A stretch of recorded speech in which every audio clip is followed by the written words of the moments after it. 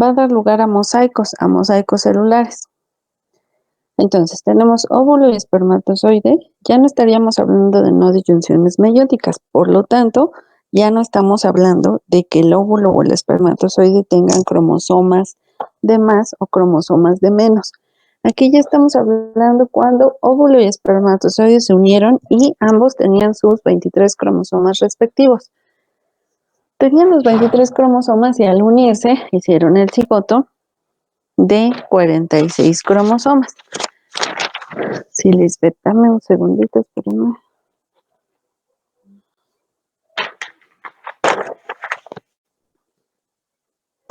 Sí, Lisbeth Flores, ya te pasé. Lista, gracias. Entonces, eh,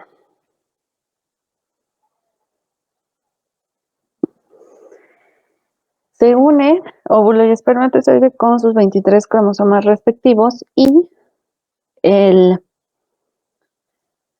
cigoto, con sus 46 cromosomas normales, procede a las divisiones posigóticas, que todas las siguientes divisiones posigóticas son mitóticas.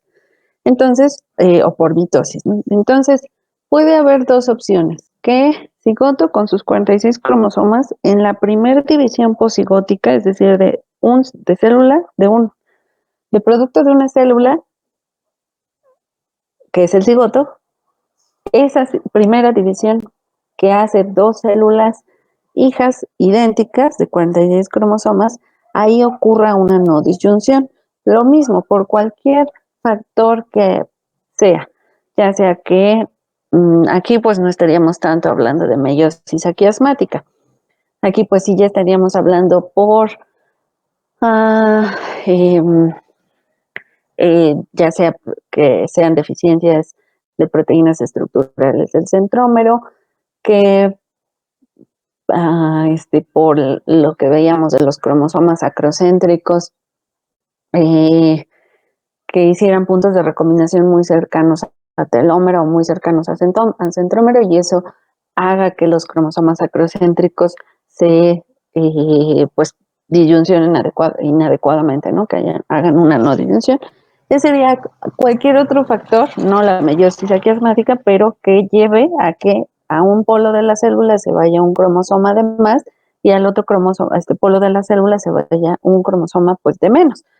Entonces, aquí se generarían dos células ya no de 46 cromosomas como la célula original, que es el cigoto, sino una de 47 y una de 45. Y eso sería pues una división inadecuada muy temprana, la primera división posigótica, y pues tendríamos a partir de esas células de 47 cromosomas, las siguientes divisiones mitóticas pues serán iguales, ya y tendrán todo ese linaje celular 47 cromosomas y la otra 45 cromosomas igual, esa célula tendrá a partir de esta de 45 cromosomas, el resto de las divisiones pues darán lugar a células de 45 cromosomas. La otra posibilidad es que la no disyunción se haga en etapas posteriores, ya sea pues cigóticas o ya incluso en embrión o en feto, que sean divisiones eh, con una disyunción inadecuada, pero ya más tardías, en divisiones más tardías. Y entonces acá pues tendríamos la unión de óvulo con espermatozoide, que sería antes, ¿no? Para formar el cigoto de 46 cromosomas, se divide por mitosis la primera división posigótica y todo bien. 46 cromosomas, una de las células hijas, la otra célula hija, 46 cromosomas. Ay, perdón, esperen, iba a intentar algo. Digo, parece, esperen.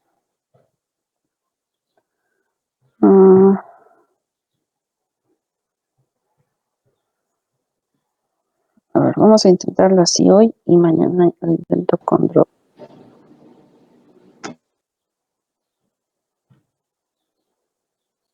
Recording is on.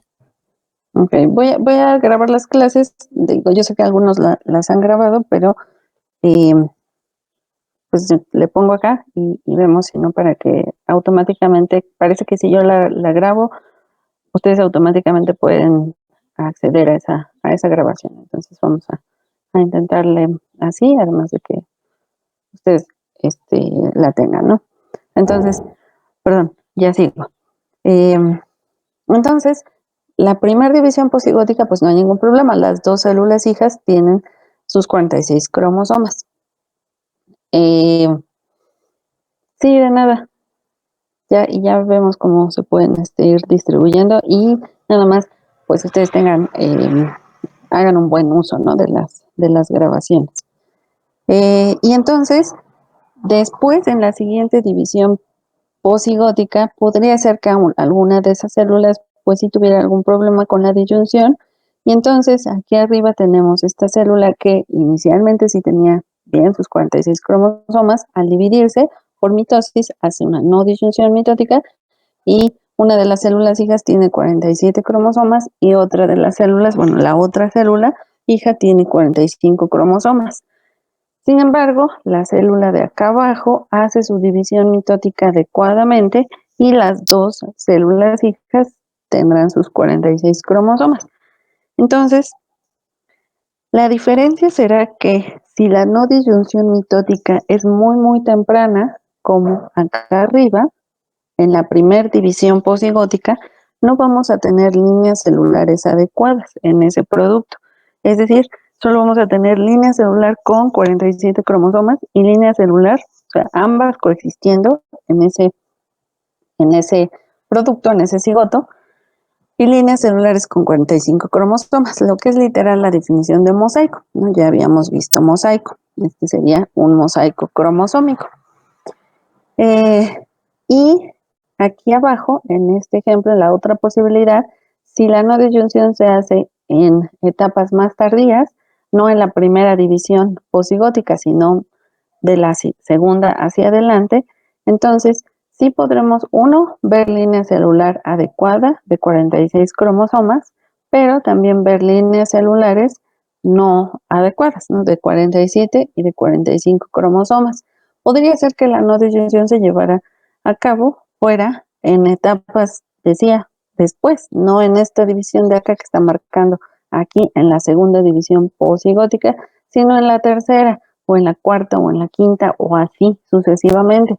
Y entonces ya veremos una proporción mayor de células con sus 46 cromosomas y una proporción tal vez más pequeña de células con cromosomas en número inadecuado.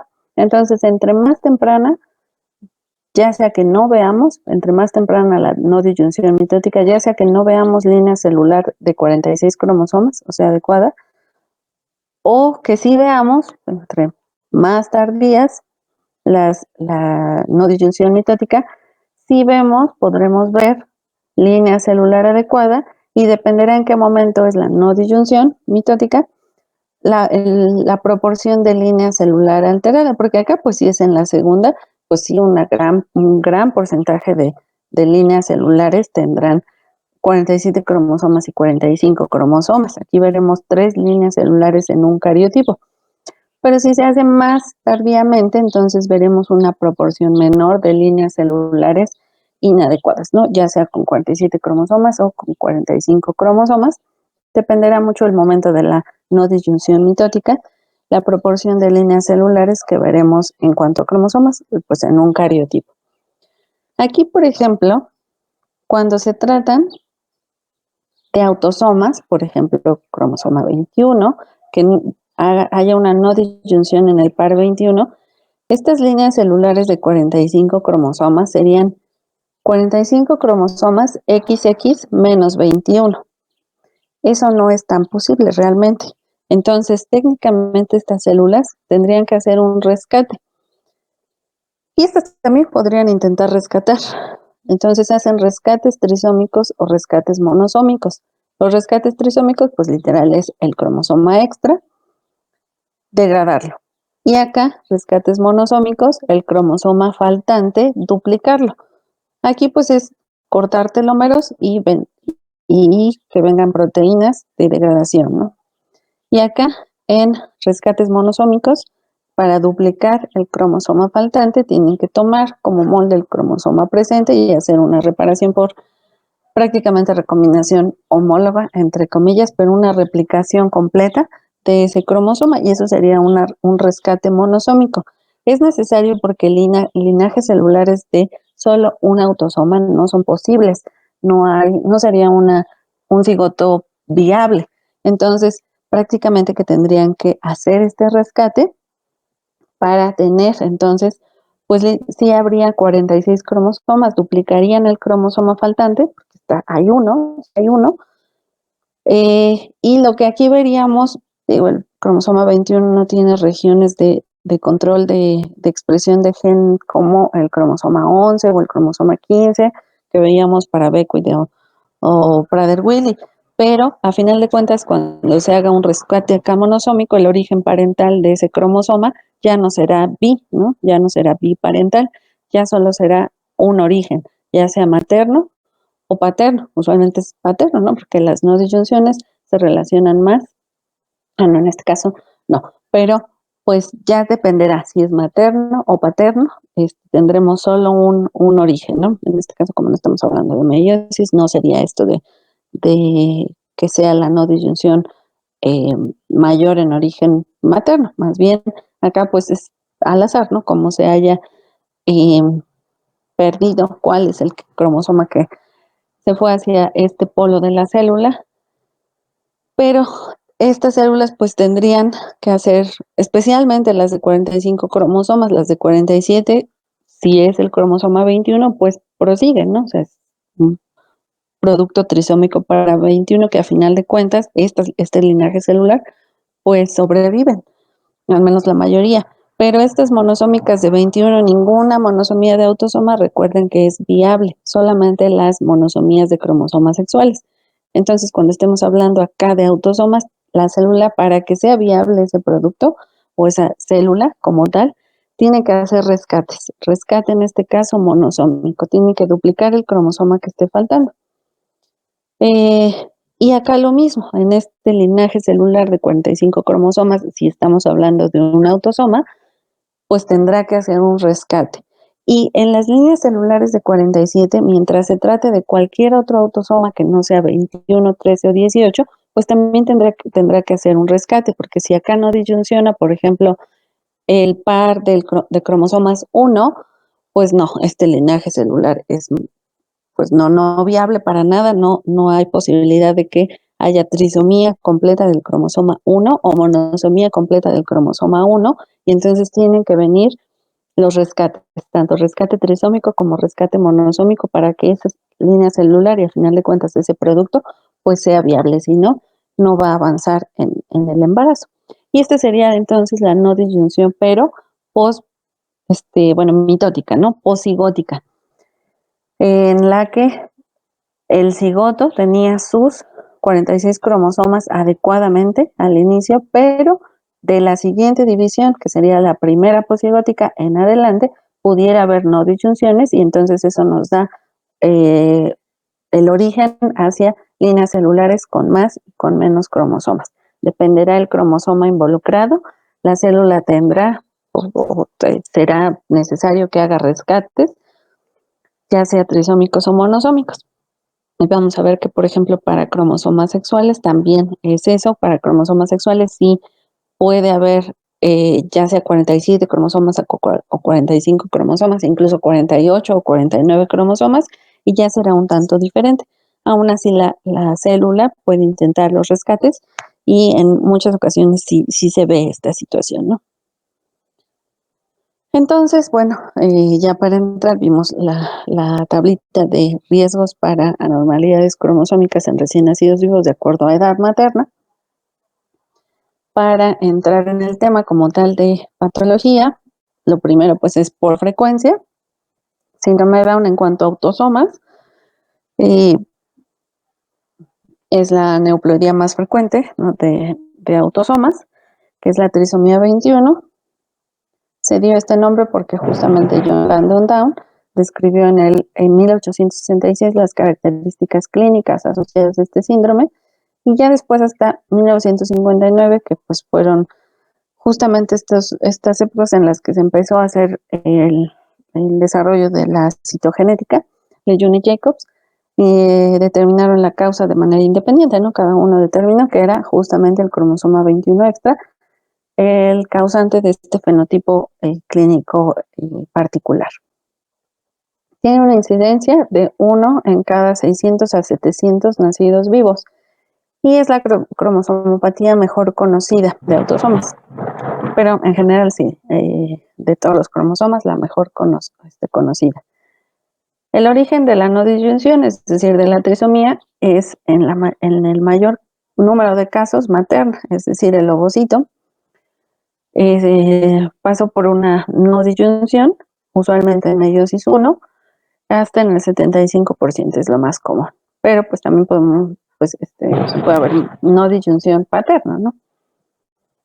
Y el factor de riesgo que está demostrado para la no disyunción materna es la edad avanzada. Platicamos ya entonces la clase pasada de estos factores que justamente dan este riesgo por edad, ¿no? La reserva, que se va disminuyendo, la situación de que también al ir aumentando la edad de los ovocitos se van haciendo menos eficaces los controles para que los gametos con más o con menos cromosomas primero no sean ovulados y después no sean fecundados, pues se van haciendo menos eficientes estos mecanismos. Y esto nos relaciona justamente la edad materna con el riesgo para las aneuploidías, la no disyunción. En el caso del síndrome de Down vamos a tener 3 posibilidades de presentación del cromosoma 21 extra. En el 95% de los casos se ve se conoce como una trisomía libre, trisomía del cromosoma 21 libre. 4% se debe a una translocación y un gran porcentaje de los casos es una translocación robertsoniana. Y ya sean, bueno, es entre el cromosoma 21 y otro cromosoma. Si es robertsoniana es entre el 21 y el cromosoma 13, 14, 15, 21, 22, que son los cromosomas acrocéntricos. A eso se le llama una translocación robertsoniana. También puede ser entre el cromosoma 21 y otro cromosoma. Y el último porcentaje es el del mosaico. El 1% de las pacientes presentan un mosaico. Entonces, esto grados de síndrome de Down es presentación del cromosoma 21 extra. 95% de los casos, porque, regreso un poquito, no hay grados de síndrome de Down. Sí hay diferentes fenotipos, hay una expresión variable en el fenotipo, pero esto no correlaciona a la presentación del cromosoma 21 extra. Entonces, cuando estamos hablando de trisomía 21 libre, el cariotipo que vamos a ver, y esto es por diagnóstico citogenético, el cariotipo que vamos a ver es, perdónenme, me voy a regresar un poquito porque es que de una vez.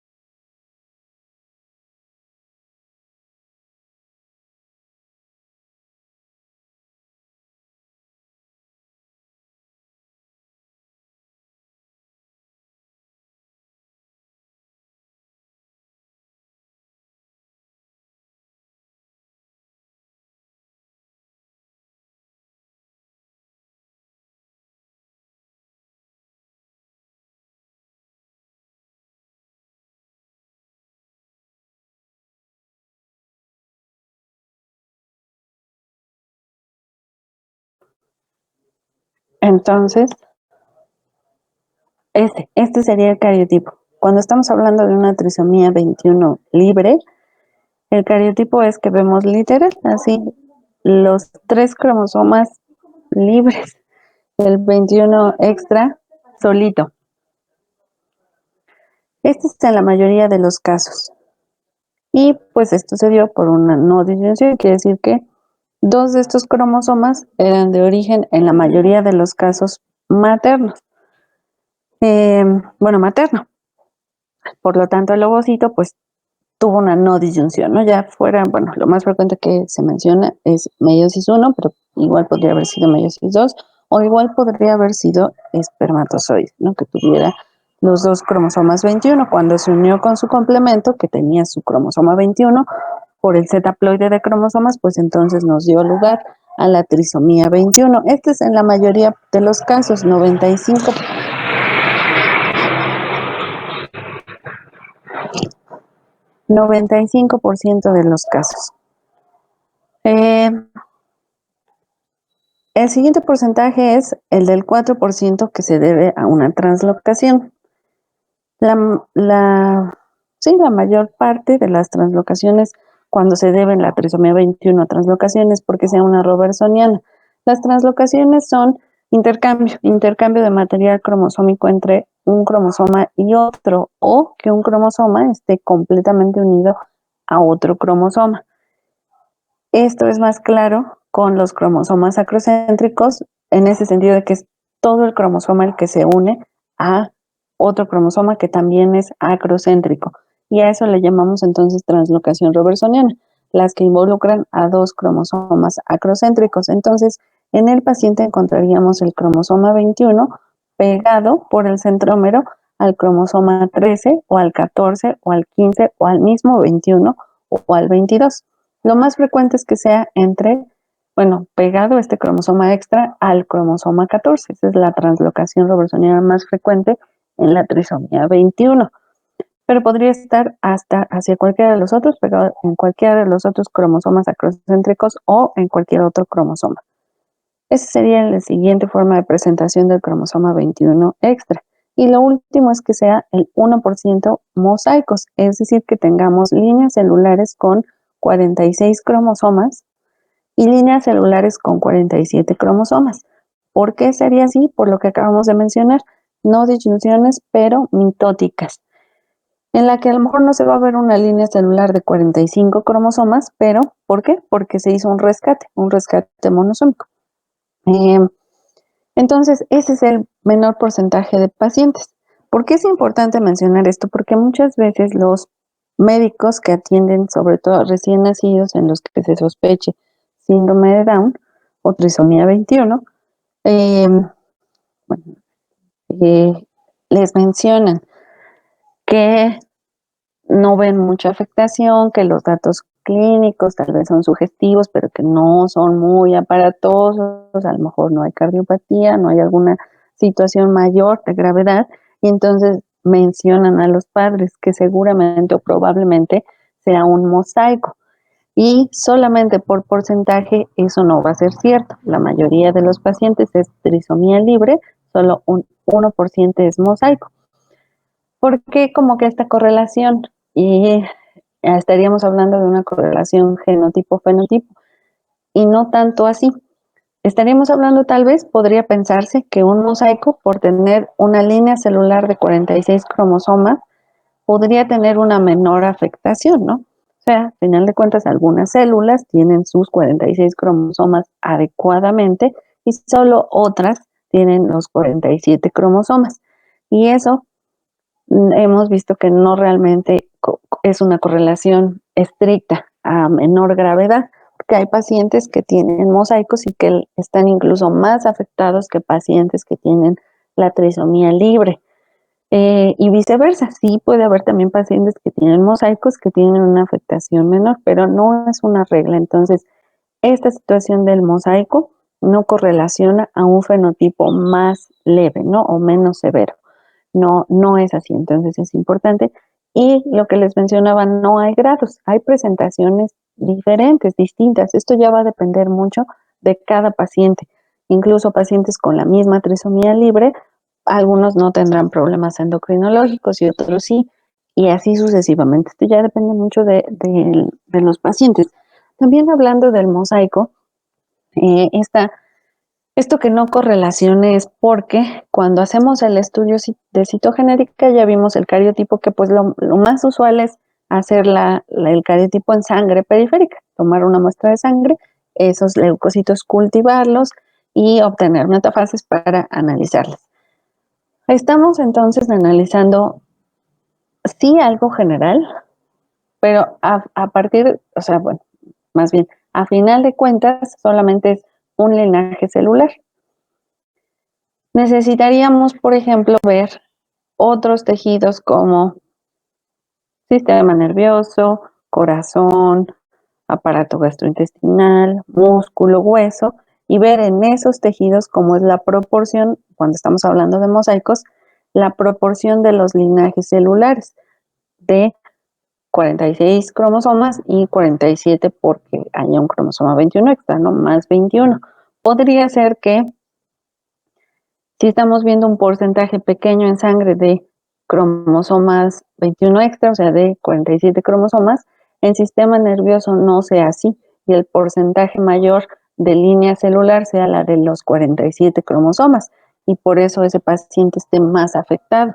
Entonces, ese es una de las pues conceptos que se pueden decir en cuanto a mosaicos, ¿no? Que tendríamos para establecer un mosaico y tal vez una correlación genotipo-fenotipo, tendríamos que saber la proporción en cada tejido y eso pues no es posible. Entonces, por eso no correlaciona. Que veamos en sangre una proporción menor de líneas celulares con el cromosoma 21 extra, pues no quiere decir que en otros tejidos como sistema nervioso central ese linaje celular esté mucho más alto.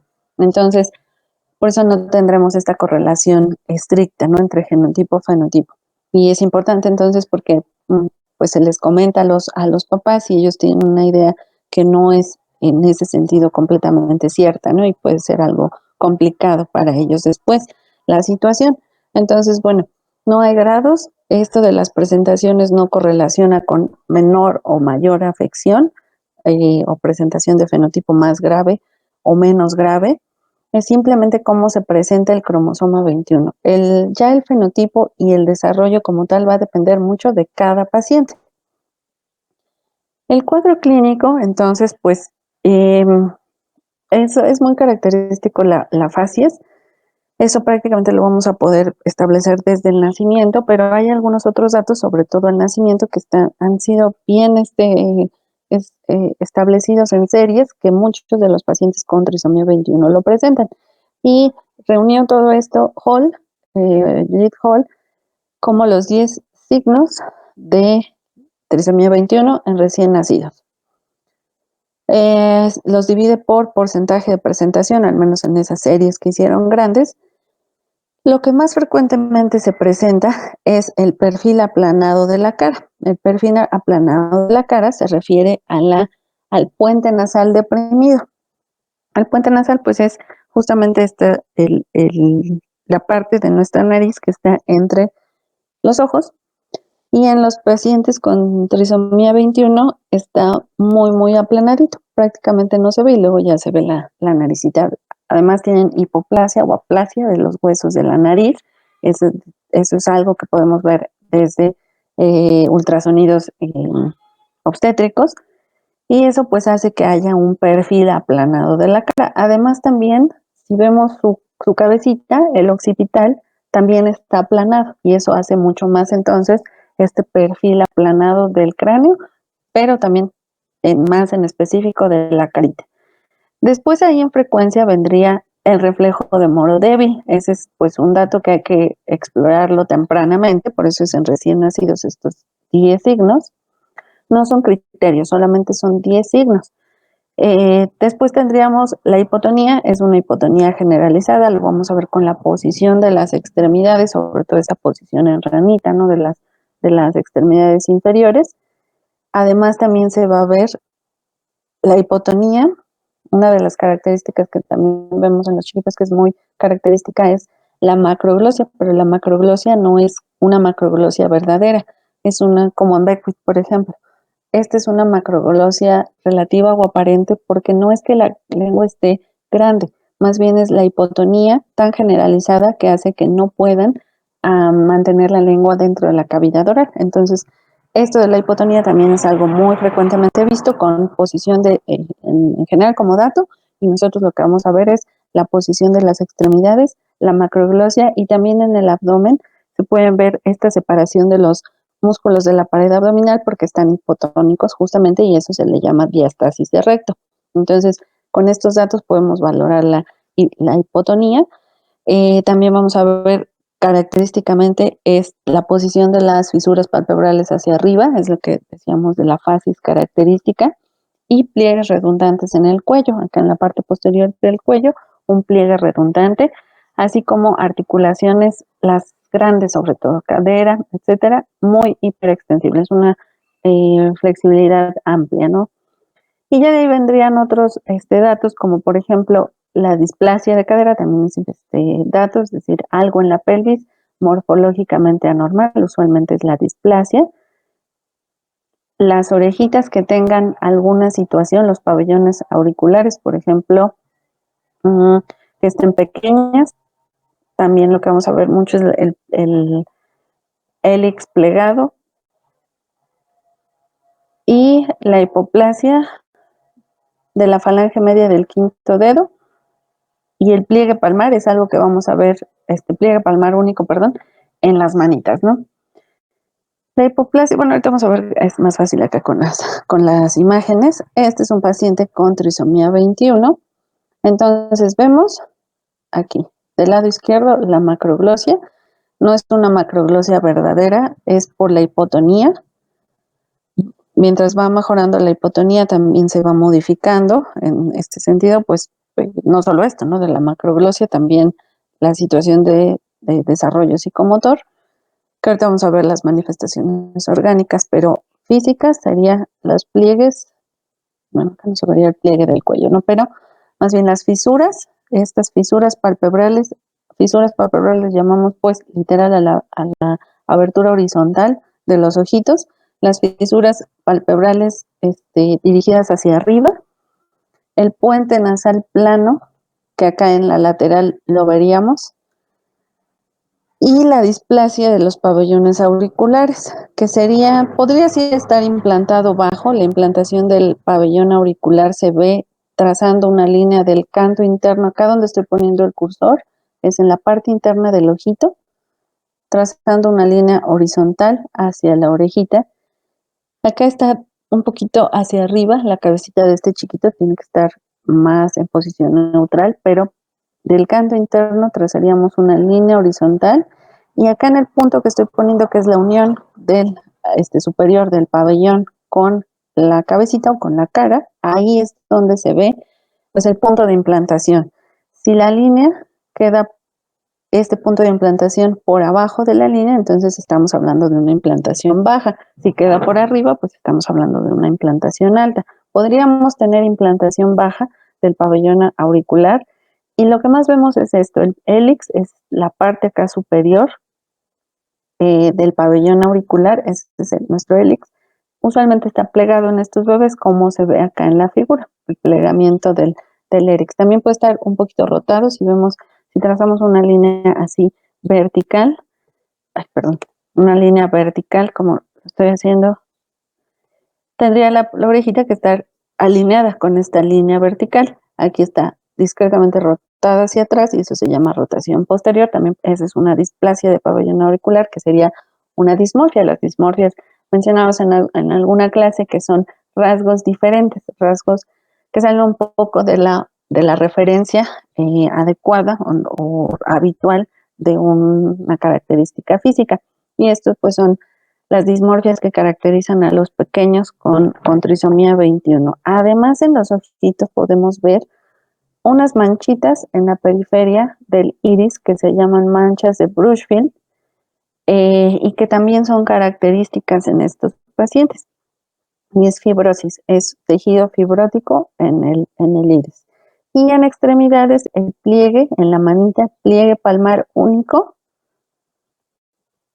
La posición, que es lo que está intentando determinar esta figurita, la posición que nos habla de hipotonía, y ya no tanto vemos los dermatoglifos, son muy inespecíficos, pero lo que sí veríamos es que haya un pliegue acá, pues sí, una línea entre el primero y el segundo ortejo, una línea que no entre, o sea, acá ya en la planta del pie, un plieguecito entre el primero y segundo ortejo. Sí, son manchas de Brushfield. Brushfield. Lo estoy poniendo acá.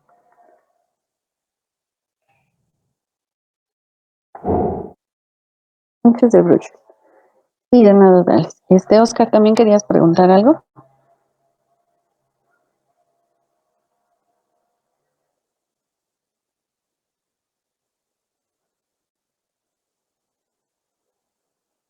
Espérame, acá no puse lo de la crinodactilia. Ah, sí está, pero sí está acá en la manita. El pliegue palmar único. Ah, ok, sí, Oscar, manchas de Brushfield. De nada. El pliegue palmar único que se puede ver literal, así como una mano, una sola línea en la palma de la mano, o también puede ser un pliegue palmar, bueno, antes de que les diga eso, porque voy a quitar la cámara para que lo puedan ver, aquí se vería la clinodactilia del quinto dedo, que sería la hipoplasia de la falange media del quinto dedo. ¿Cómo entonces se determina la hipoplasia de la falange media del quinto dedo? Como una desviación del quinto dedo, así literal, hacia el cuarto, como si estuviera desviado, así curveado el quinto dedo, y no por posición, sino por estructura. Eso se da porque la falange media justamente está hipoplásica, más pequeñita, y entonces hace que se curve, y puede ser muy, muy marcado o puede ser no tan marcado, pero presentarse es muy frecuente también presentarlo. Ahora, nos vamos a quedar ahí entre las diapositivas, pero voy a poner mi imagen porque el pliegue palmar único tiene otra forma de presentación, que es el pliegue palmar único modificado.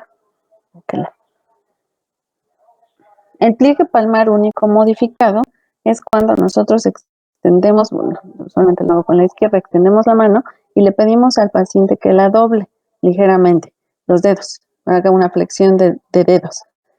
Y entonces, si se logra ver una línea sola, ese es un pliegue palmar único modificado. Si yo la extiendo, no se ve.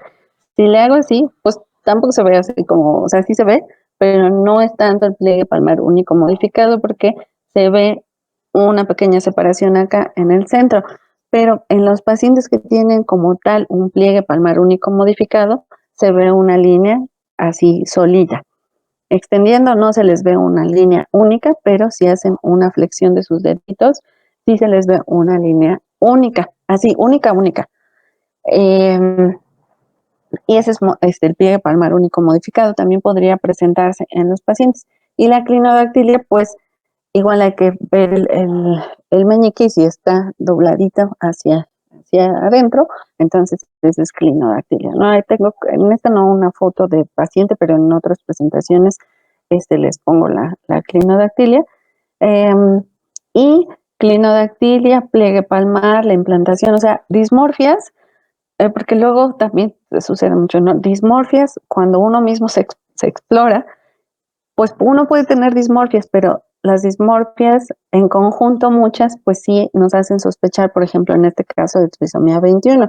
A lo mejor hay alguien que solo tenga la clinodactilia, pero ninguna otra dismorfia, y entonces la clinodactilia pues es aislada, o el pliegue palmar único, pero no tenga ninguna otra dismorfia ni ninguna otra afectación, pues no estamos hablando de un síndrome como tal, es una dismorfia, pero aislada, ¿no? Son rasgos sí que difieren de lo regularmente habituado, de lo habitual, pero que no como tal es un diagnóstico clínico, ¿no? Entonces, sí hay muchas personas que tienen pliegue palmar único, por ejemplo, y es un rasgo aislado, es una dismorfia aislada, o la clinodactilia y es una dismorfia aislada, ¿no? Ahorita estamos hablando de síndromes, ya vamos a empezar a hablar de síndromes. Recuerden, dentro de la terminología que vimos, asociación, síndrome, etcétera, pues es un conjunto de rasgos específicos, fenotípicos, dismorfias, alteraciones orgánicas, sistémicas,